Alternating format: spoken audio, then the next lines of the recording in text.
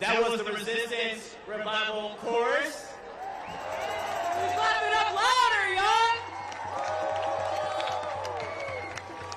My name is Jawan James Williams. I use he, him pronouns, and I'm the director of movement building at Vocal US.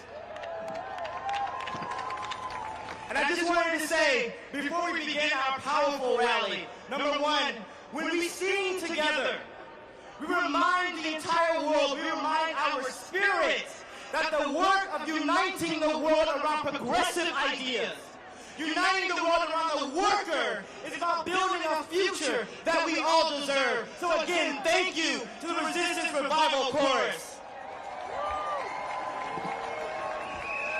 I just want to say, workers of the world, unite. When workers are under attack, what do we do? When workers are under attack, what do we do? When workers are under attack, what do we do? What do we do? What do we do? When immigrants are under attack, what do we do? When immigrants are under attack, what do we do? When immigrants are under attack, what do we do? What do we do? What do we do? When trans folks are under attack, what do we do? When trans folks are under attack, what do we do? When trans folks are under attack, what do we do? What do we do? What do we do?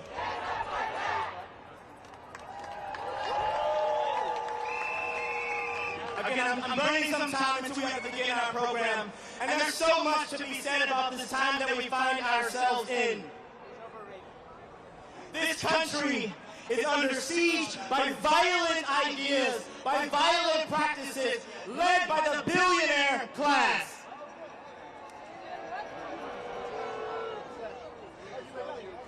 The billionaire class will never produce the kind of society that we deserve.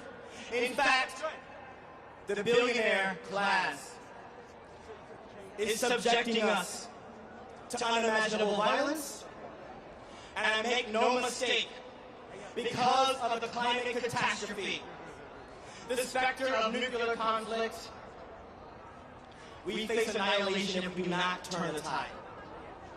We must have a society that centers the powerful, no longer, that centers the working class in this country from California to New York City.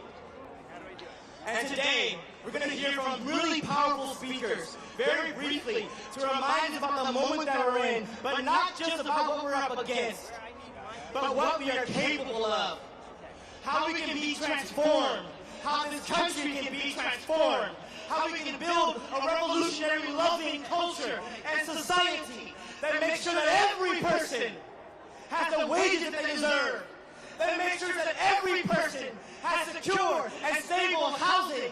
I'm talking about building a future where homelessness is relegated to an unimaginable violent past, a history where our people one day in this great state, in this great country, will say, how could it have ever been possible for anyone to be homeless when we are the ones who build up the loving and caring infrastructure that our society needs? And that's what we'll hear about today.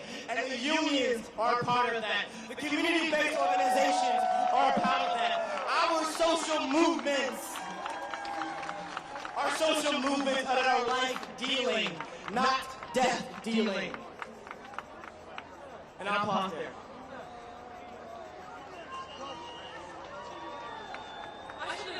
First, that was wild. But my name is Ace Sutherland, my pronouns today them, and I have the honor of being the Director of Organizing and Strategy at the New York Immigration Coalition. Can we clap it up real quick? I appreciate you. Before I get into all the details, I think it's paramount for me to talk about who I am and why I'm on this stage right now. I am a black, queer, trans-identified immigrant from the country of Jamaica. I became a citizen in 2015 because I thought it was going to be all fine and dandy. But then we became this 10 years later, right? The same things that we're fighting for 10 years, 100 years, we're still fighting for today.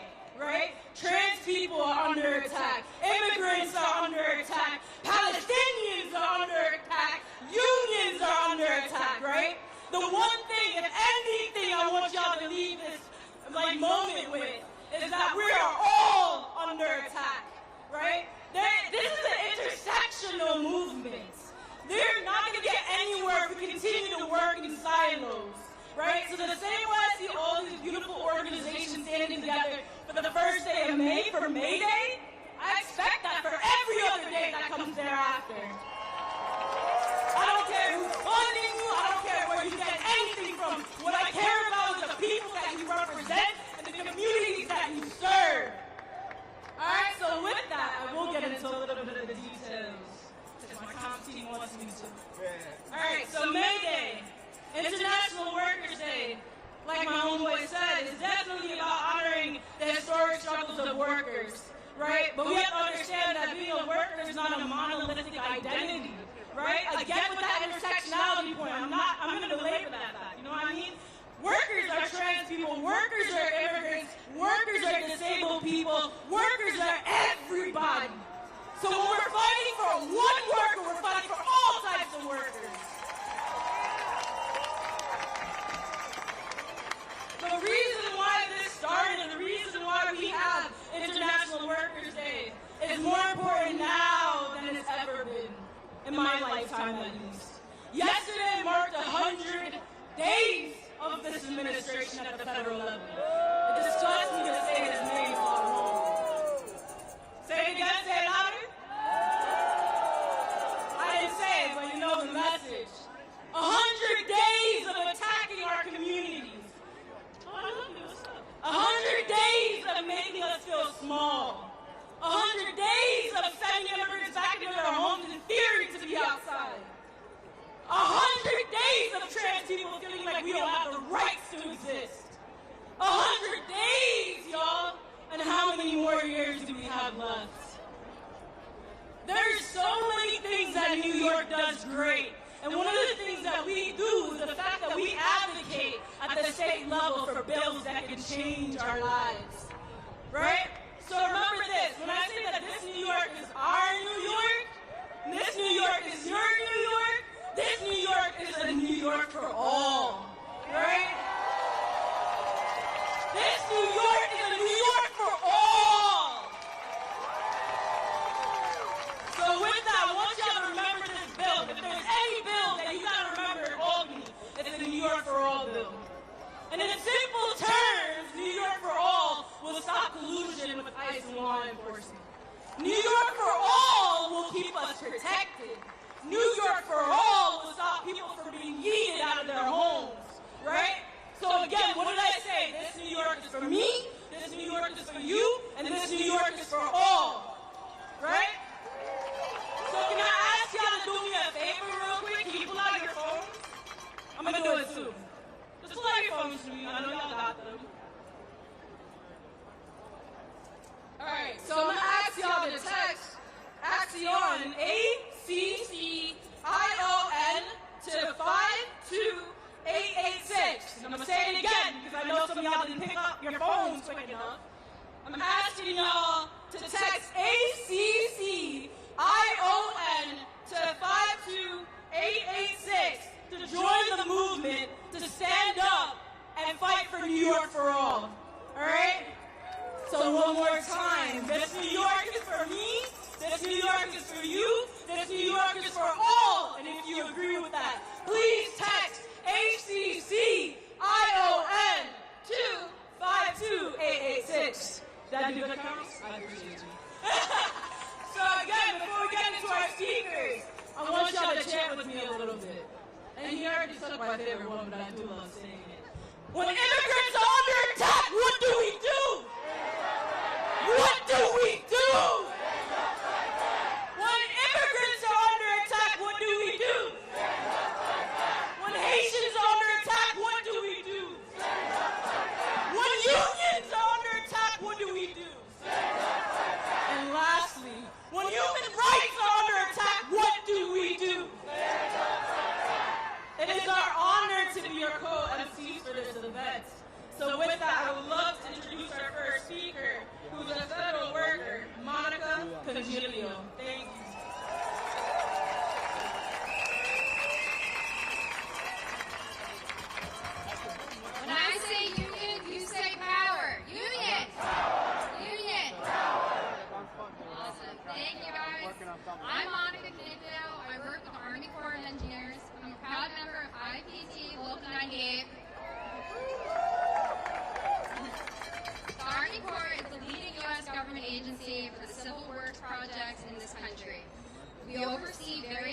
infrastructure projects, environmental restoration, and disaster response.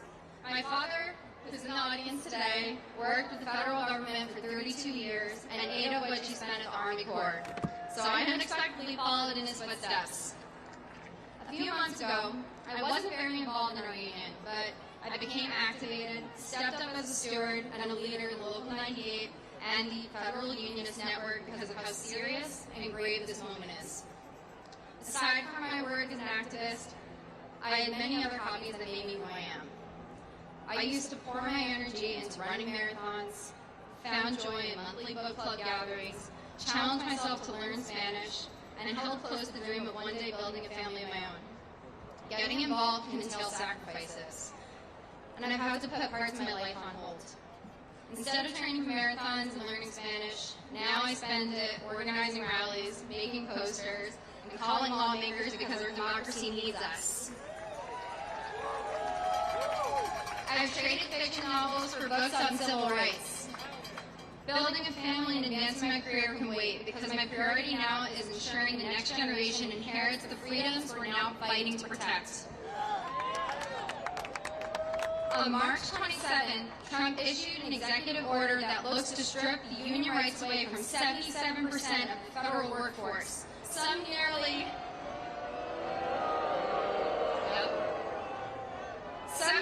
12% of all unionized workers in this country.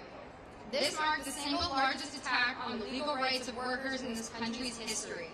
And the notes of the White House released to accompany his executive order made it clear that he did so because he viewed our unions, he viewed organized people, as the biggest threat to his mission of gutting the government in the interest of billionaires.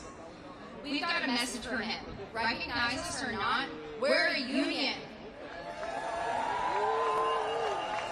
A union isn't a signature on a dotted line. It's all of us, standing up and fighting back. Can they take that away from us? Will we let them take that away from us? But this isn't just an issue for federal workers. This is an issue for all workers.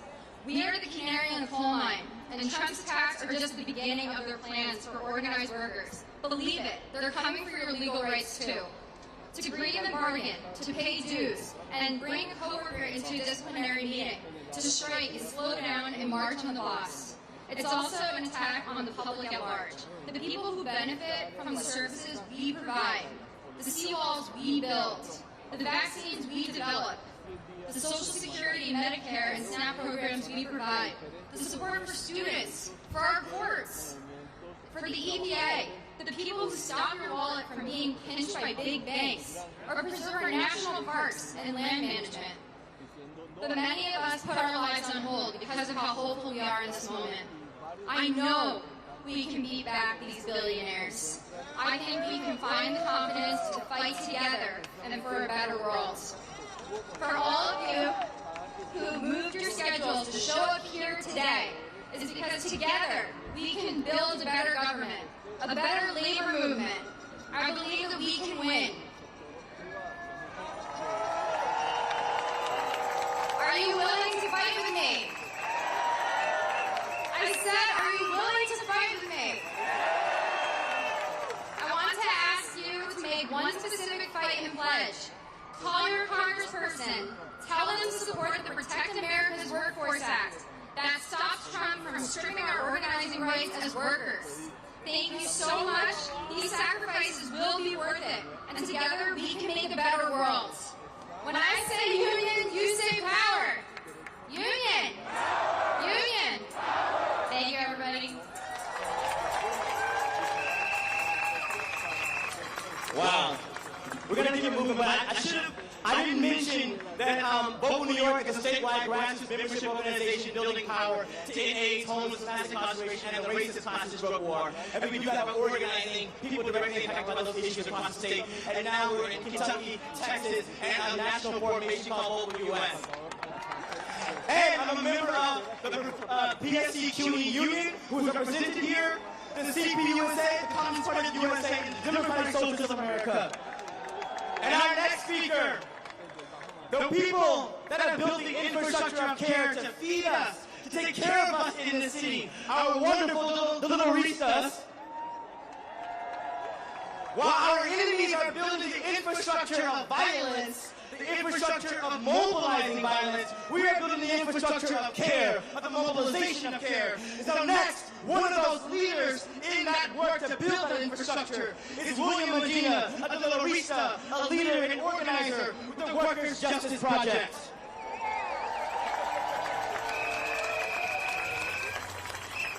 Hello, everyone!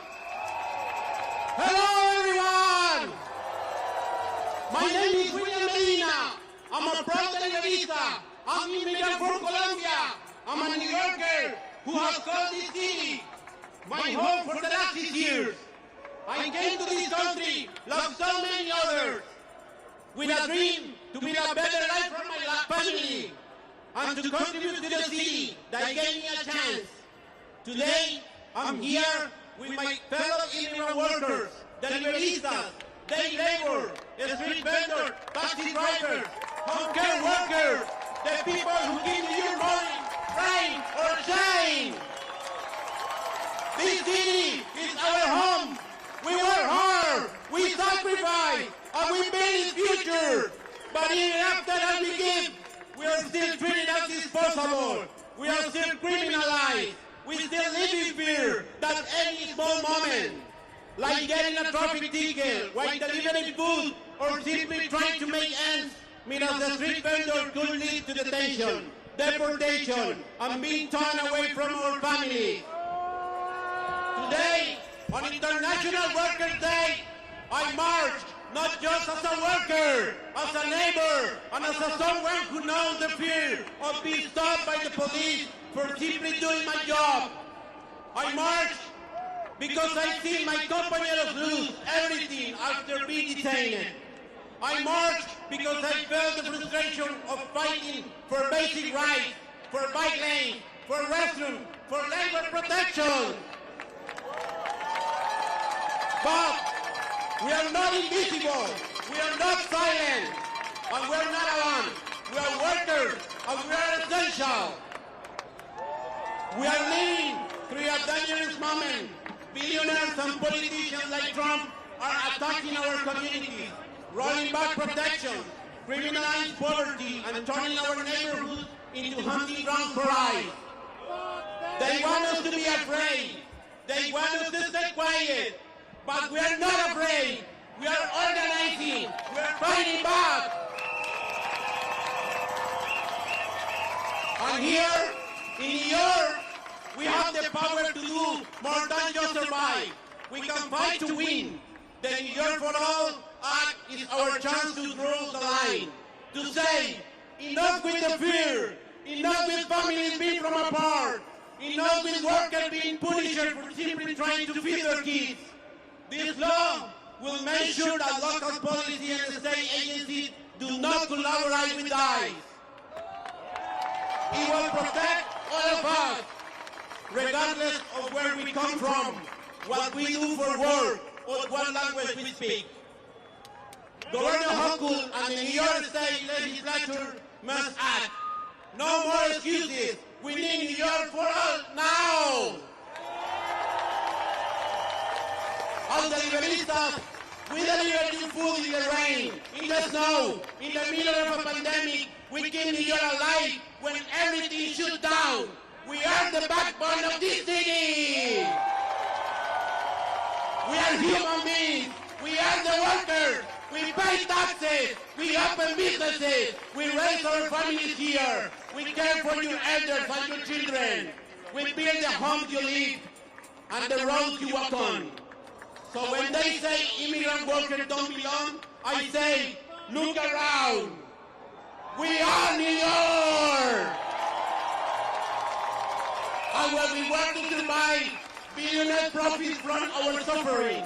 They build prisons. They fund deportation. They grow richer where our people are locked in detention center and disappear in the middle of the night. Like Gilmar Aurelio Garcia, a father, a union construction worker referred from his home. Bring Gilmar home! Let's be clear. This system works for the rich but it is us, the workers who keep this country alive. So today, I say to every elected official, if we have the courage to keep showing up, then you must have the courage to start with us. But New York for all, protect our families, respect our labor. We're not alone, we're not broken, we are powerful because we are organized. Immigrant rights and worker rights, and worker rights are immigrant rights. Let's stand together, let's fight together, let's win together. Thank you, si se puede! Yes, we can! Si se puede! Thank you!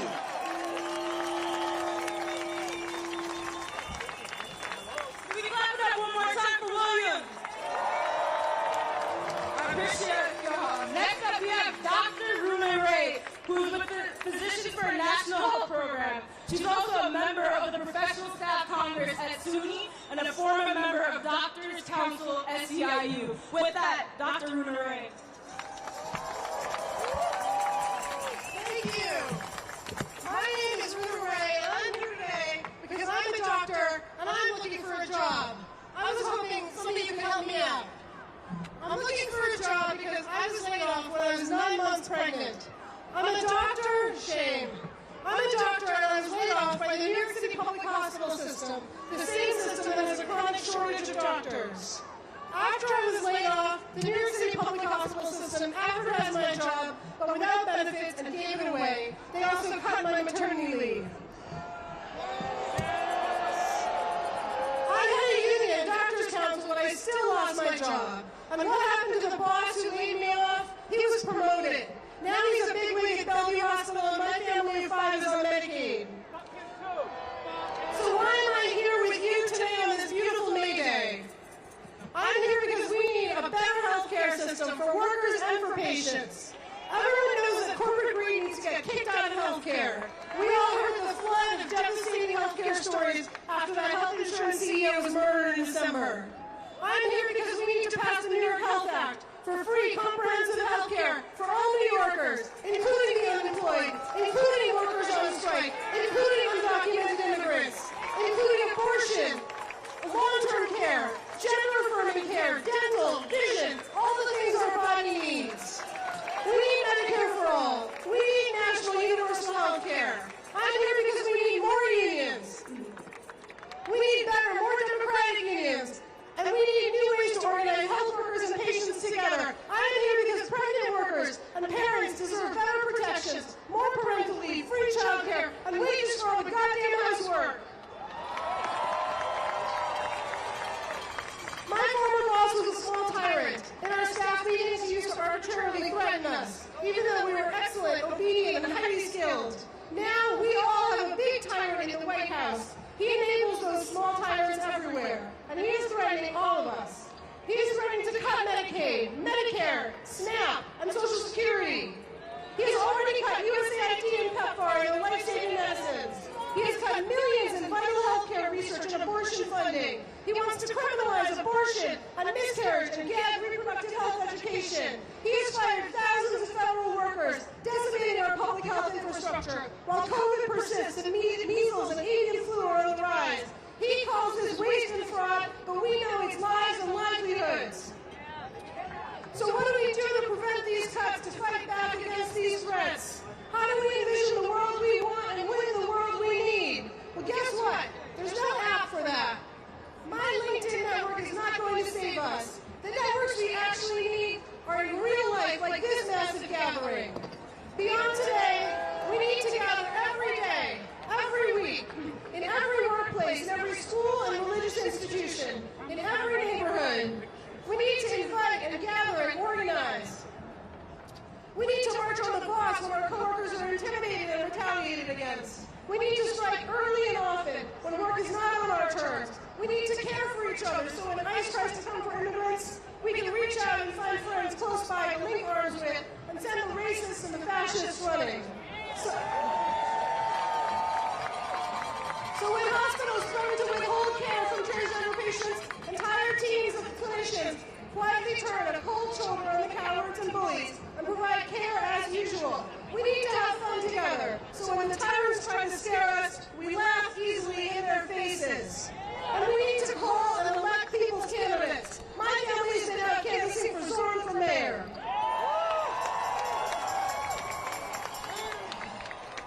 We need to recognize the attempts to divide us for what they are. Tired tricks of the insatiable ruling class, because the only thing rich tyrants truly fear is our solidarity. I went to the G8 anti-globalization protests in Geneva in 2003, and there I saw a beautiful poster of the night sky. Against a background of stars, it said, "They're 8, we are billions." It stayed with me. I'm a mom now, one of billions, so I think about the future a lot. And in the future, I see us together, and we are billions strong. And the billionaires, where are they? They are the few, cowering and blinded by our constellations of light. Thank you. Wow. And our next speaker is Veronica Salama, who is a staff attorney with the New York Civil Liberties Union and a lawyer on Mahmoud Khalil's legal team.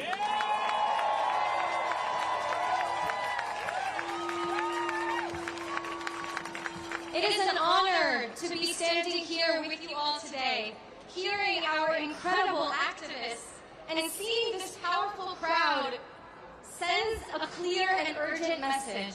New Yorkers will not stand idly by while our government, our communities, and even our Constitution are threatened. Almost 2 months ago, this administration abducted Mahmoud Khalil, a Palestinian, a green card holder, a Columbia University graduate student, from his home. They forcibly transferred him to an ICE detention center in Louisiana, where he has already missed the birth of his first child. And why? Why did this administration put Mahmoud, his family, his entire community through such abject, jaw-dropping cruelty? Because Mahmoud exercised his First Amendment rights. From inside detention, Mahmoud writes, and I quote, "My arrest was a direct consequence of my exercising my right to free speech as I advocated for a free Palestine and an end to the genocide in Gaza," end quote. And it's true. The Trump administration started with Mahmoud to send a message that anyone who disagrees with this president will face consequences. But let's be clear, the First Amendment protects everyone. And the Trump administration's assault on immigrants' rights and free speech, these are news. They are part of a larger authoritarian playbook aimed at silencing dissent and dismantling the very institutions that undergird our democracy. Federal officials proudly described Mahmoud's arrest as a blueprint, and we've seen it unfold in real time. They've snatched people off of the streets. They've threatened international students and scared some into leaving this country. They've accidentally deported people without due process, unlawfully invoked wartime powers to swiftly remove people, defunded our universities, arrested judges, dehumanized our trans communities, threatened sanctuary cities for refusing to divert local resources to carry out federal immigration enforcement. The list goes on. This is about all of us. In the face of escalating repression, we recognize the interconnectedness of our struggles. 2 days before his son was born, Mahmoud wrote a letter from detention addressed to all of us. He said, "I hope the suspension of my rights will raise alarm bells that yours are already in jeopardy. I hope it will inspire your outrage. I hope it will shake you into acting before it is too late." It's not too late. This crowd, this moment, proves it. If this is your first protest, welcome. You are in good company.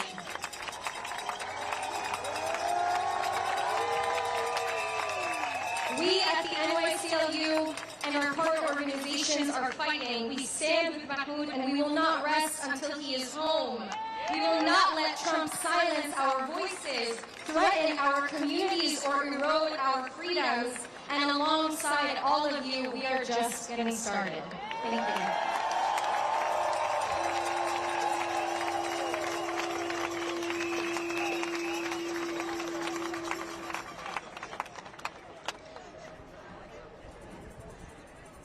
My name is Chris Doles. I'm proud to say that I am the president of IFPTE Local 98, representing the Army Corps of Engineers workers here in Lower Manhattan and all around New York and New Jersey. I'm required to say by government regulation that anything you hear me say today is my views only and not that of the Department of Defense. I have a real honor to introduce our last speaker. Very briefly, I'm just going to say that I started my tenure with the Army Corps of Engineers on January 22nd, 2017, the first weekday of Donald Trump's first term. And I spent those 4 years working in the 18th floor of that building on this side looking down on Foley Square. And I saw that resistance movement ebb and flow, grow and shrink. And I remember thinking, if only we saw the labor movement enter this movement, if only federal workers would enter this movement, then the power of those who resist the racism and the xenophobia and the transphobia and all the oppressive and nasty, ugly ideas of Donald Trump could be united alongside workers and their unions. Then we'll have a movement that can stop the Donald Trumps and the Elon Musks, and they'll never come back. Well, just like they are getting a second chance, so are we. And this time, labor, alongside all the movement organizations for democracy and freedom here and everywhere, have a chance to send them packing for good. But I don't want you to get the wrong idea. We are still on our heels. They may have finished their first 100 days with some swagger, but may the beginning of the second 100 days find some stumbling blocks. This march is one of them. And you and all the work that you're doing in your communities and your unions and your workplaces, that's going to be more of it. And fortunately for us, we're not alone. There are some political leaders who have the gall to call spades spades and to tour this country calling it what it is, which is a billionaire's agenda to instate an oligarchy in this country. Please join me in welcoming to the stage your Congresswoman Alexandria Ocasio-Cortez.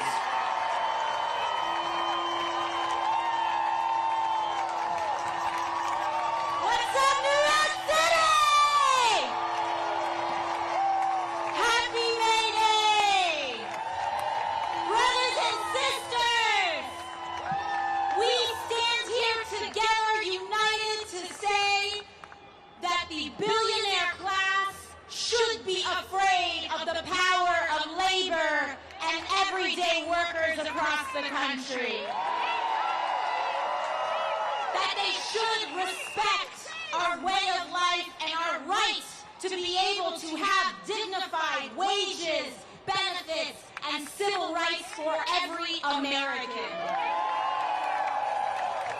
I just got off the plane from LaGuardia just maybe an hour or two ago, and I rushed straight here to be able to share this day with you all.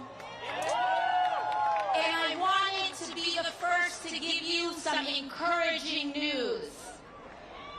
Because very often we'll see people say, what is the point of rallying? What is the point of bringing people together?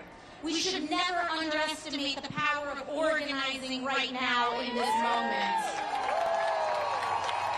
When they see us gather in the streets, you should know. When I go back to Washington, they talk about it, and they are getting very afraid. They are getting nervous, New York. And I want to give you a perfect example of this right now. We've seen with our federal workers, them being laid off, cuts across the board. We've been seeing our VA workers and those who serve our veterans being cut off and laid off without dismissal. We've been seeing individuals calling for a ceasefire, getting locked up and suspended of their due rights. We've been seeing folks who process our Social Security, federal workers processing Social Security for so many different people.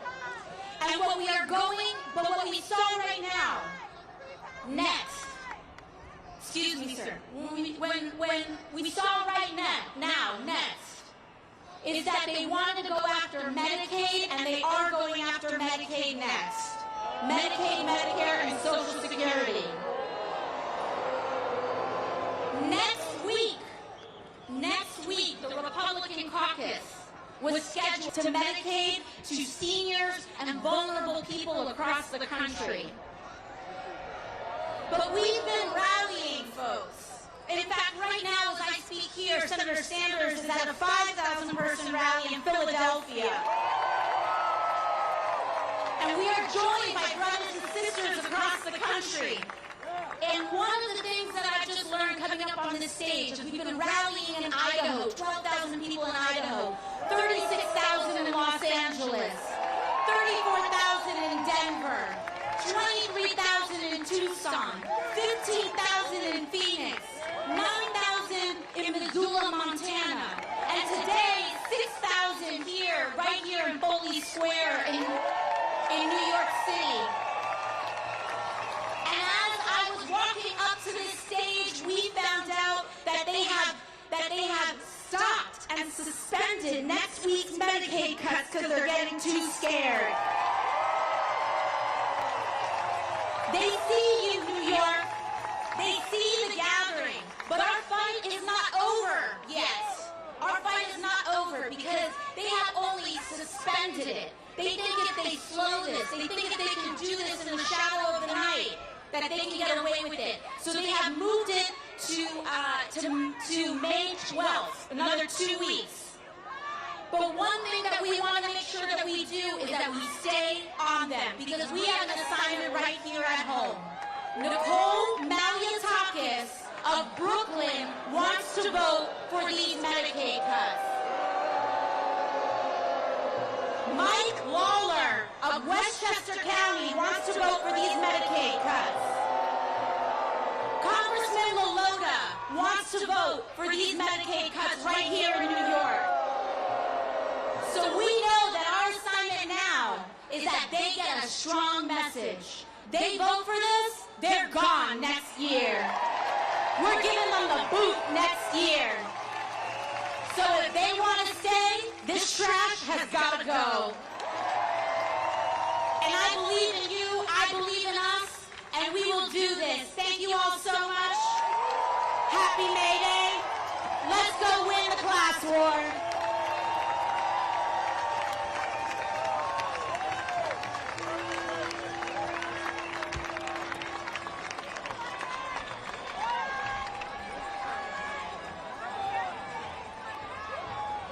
Wow, thank you to our Congresswoman Alexandria Ocasio-Cortez. I'm not forgetting where she came from. That was kind of a wild thing, was it not? Yo, when immigrants are under attack, what do we do? When unions are under attack, what do we do? When human rights are under attack, what do we do? All right. ¿Qué queremos? Justicia. ¿Cuándo? Ahora. ¿Qué queremos? ¿Cuándo? ¿Qué queremos? ¿Cuándo? ¿Qué queremos? ¿Cuándo? All right, so we're about to begin our march. It's not just about rallying. We have to move our bodies like a massive current through the streets of this city, not just to be seen. but to be understood, to be reminded that there are people every single day for hundreds of years in this country that have been fighting for the working class, that have been fighting for our poor, that have been fighting to end homelessness, who have been fighting against poverty wages, who have been fighting against fascism, against totalitarianism, against authoritarianism, against the parts that make us the worst thing. And we are a reflection of the capabilities of humanity. We are what it looks like to build and maintain democracy. I want to remind every person out here, as a black, queer person in this city, I'm wearing this hoodie intentionally. It says unapologetically black. And the reason I wore it today is because I am reminded that this country was not an actual democracy until 1965 and the Voter Rights Act. So now, we have a legacy of that period, and we have to do the work to transform our society towards egalitarianism. And I say, if we don't get it, if we don't get it, if we don't get it, if we don't get it, if we don't get it, if we don't get it. All right, so to begin the march, we want everybody to begin the march by turning around towards that way and begin lining up behind the main banner.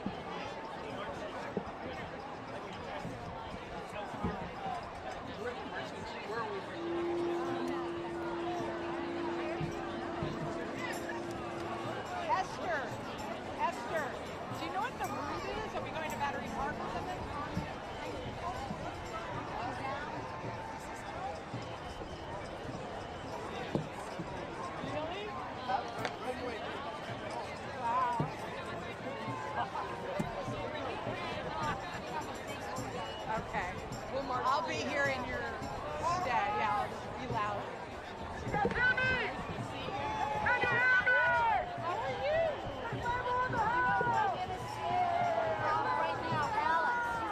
Of course I do. Where are you seeing her? She's doing a reading. Of her book? At one of the talks, like a Q&A with another writer. About her book. Is it her? Let's keep it moving, y'all. Let's start moving towards the start of the march. That's so cool. I love her. Will you tell her I say hi? I will. That's so cool. All right, we will.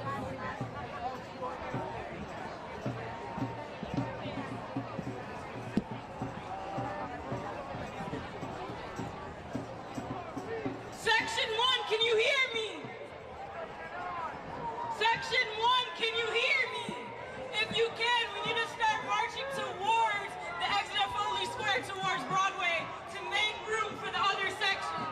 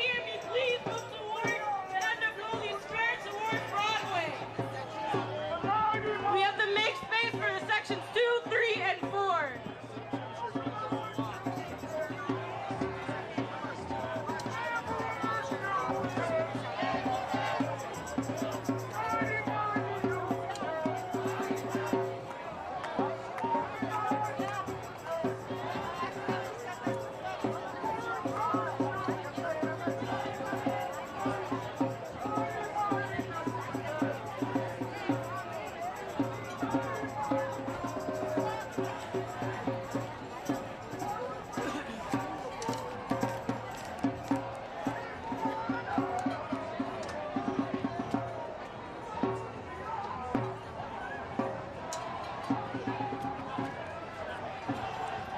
the crowd towards Word. We're going to make a left towards Broadway to Battery Park.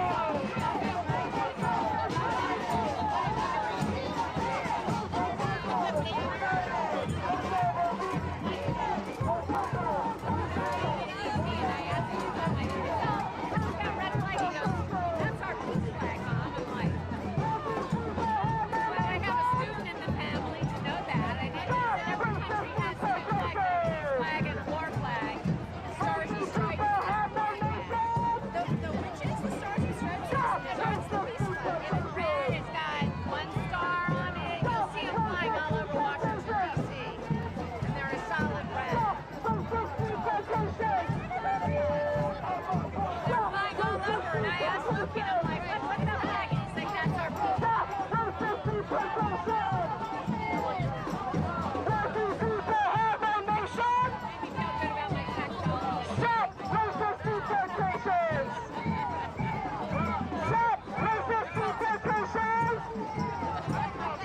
Stop racist deportations! Stop racist deportations! Stop racist deportations! Working people have no nation! Stop racist deportations! Working people have no nation! Stop racist deportations! Stop racist deportations! Stop racist deportations! Woo! When white girls are on the top, what do we do? When black girls are on the top, what do we do? Stand up like that. When immigrants are on the top, what do we do? Stand up like that. What do we do? Stand up like that. What do we do? Stand up like that. When ICE comes to our neighborhood, what do we do? Stand up like that. When ICE comes to our neighborhood, what do we do? Stand up like that. It's okay, good. Stand up like that. Stand up like that. Stand up like that. Stand up like that.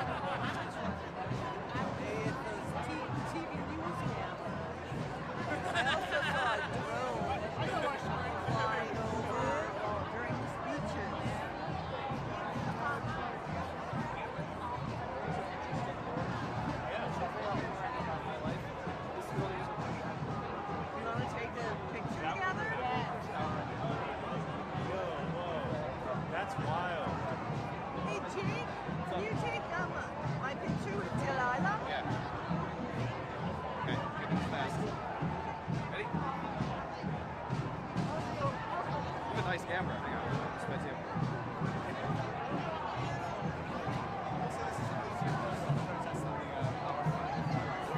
Usually I lose my voice when I need it. Yeah.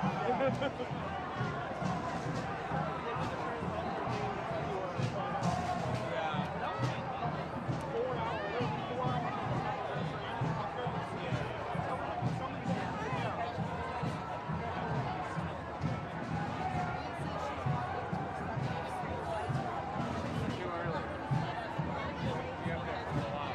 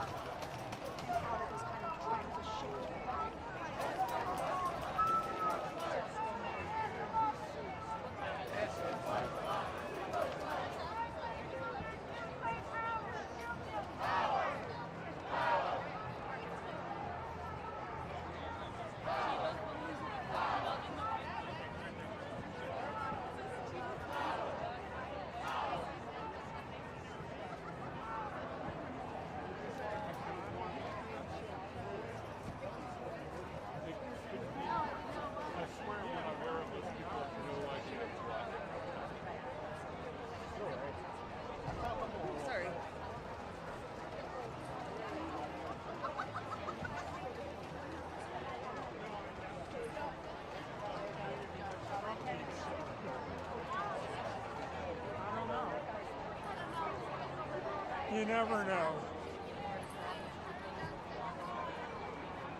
like, what is he? Here's a guy who's addicted to heroin and he wants to take away narcotics.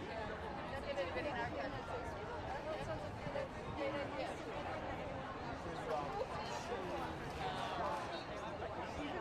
That's disappointing.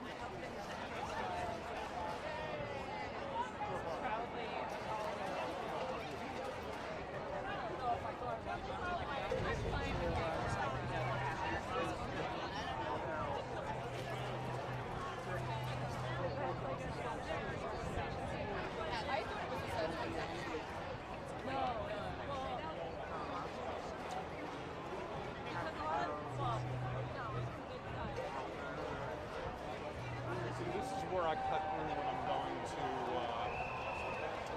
Vidog. Okay. Get off the subway.